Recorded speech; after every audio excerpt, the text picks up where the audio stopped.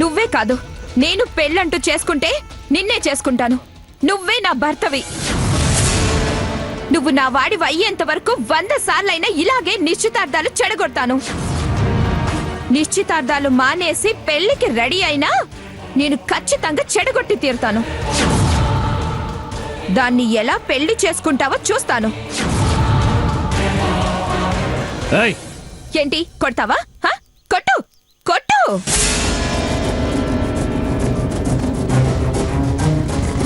తను పరీక్షల్లో నెగ్గి రాజవంశపు కోడలై అర్హత సంపాదించింది. అది మర్చిపోయి పని మనిషి దాసి అన్నావనుకో, తొక్కలో పరీక్షలు నెగ్గినంత మాత్రాన దాని పుట్టుక మారిపోతుందా? నీ భార్య కాబోతున్నంత మాత్రాన బుద్ధి మారిపోతుందా? నాకేం తక్కువని నన్ను కాదంటున్నావు? నీ బుద్ధి ఒక బుద్ధేనా? అసలు నీకు చెప్పుకోవడానికి ఒక్క మంచి లక్షణమైనా ఉందా? ఈర్ష్య, ద్వేషం, పగ, పథకాలు అవన్నీ రాచరికపు లక్షణాలు. నక్క వినయాలు, వంగి వంగి నమస్కారాలు, వగలు, చాలా చాలా వయ్యారాలు వలకపోస్తుంది. అది నిన్ను బుట్టలో వేసుకోవడానికి వినయంగా ప్రవర్తిస్తుంది. నువ్వు దాని వినయాలకి, వగలికి, వేషాలకి దాని వల్ల పడిపోయావు. అయినా అంత మోజుంటే దాన్ని వాడుకో, వదిలేయ్. అంతేకాని జీవితాంతం భార్యగా వెంటేసుకొని తిరుగుతానంటే సహించను. నీ భార్య స్థానం నాది. నీకంతగా దాని మీద మోజుంటే సెకండ్ సెటప్ గా పెట్టుకో. No objection. Shut up, shut up, shut up, shut up. నీ మాటలు అసహ్యం వేస్తున్నాయి. మళ్ళీ కొట్టడానికి కూడా తాకుబుద్ధి కావట్లేదు. బో అవతలకి బో. అవతలకి కాదు కదా, అంగుళం కూడా జరగను.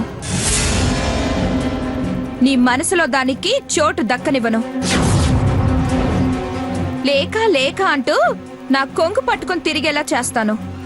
మళ్ళీ ఆ కోత కొయ్యకు.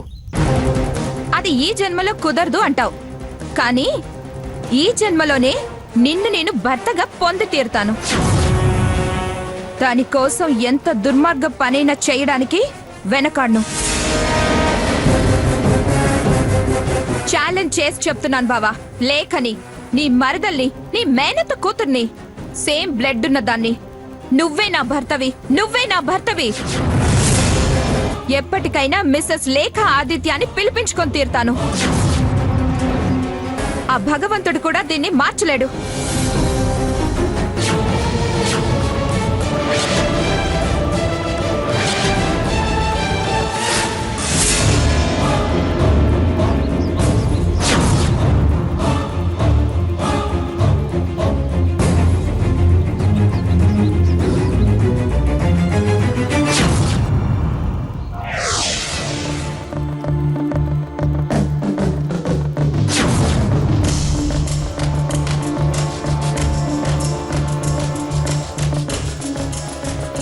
సత్పండు అక్క, ఆదిత్యలా చంద్రలేఖని ఎక్కడికి తీసుకెళ్లాడంట? అది తెలిస్తే మనం ఎక్కడెందుకుంటాం అక్క, మనం కూడా అక్కడికే వెళ్ళేవాళ్ళంగా. సడన్ గా ఆదిత్య ఎందుకు దాన్నలా లాక్కు వెళ్ళినట్టు? అది తెలిస్తే చంపేస్తాను. ఇంకోసారి అది తెలిస్తే ఇది తెలిస్తే అన్నావంటే కాస్త ఆలోచించి చావరా. ఆలోచించినా చావే, ఆలోచించకపోయినా చావేనా? అంతా అటు తిరిగి ఇటు తిరిగి నా చావుకొచ్చినట్టుగా ఉంది. అయ్యో, ఇలా నా చావు మాటలు నా చెవులతో అందరి నోటా వినాల్సి వస్తుంది. కాస్త కాలజ్ఞానం ప్రసాదించి నా బతుకు నేను బతికేలా చేయొచ్చు కదా భగవంతుడా.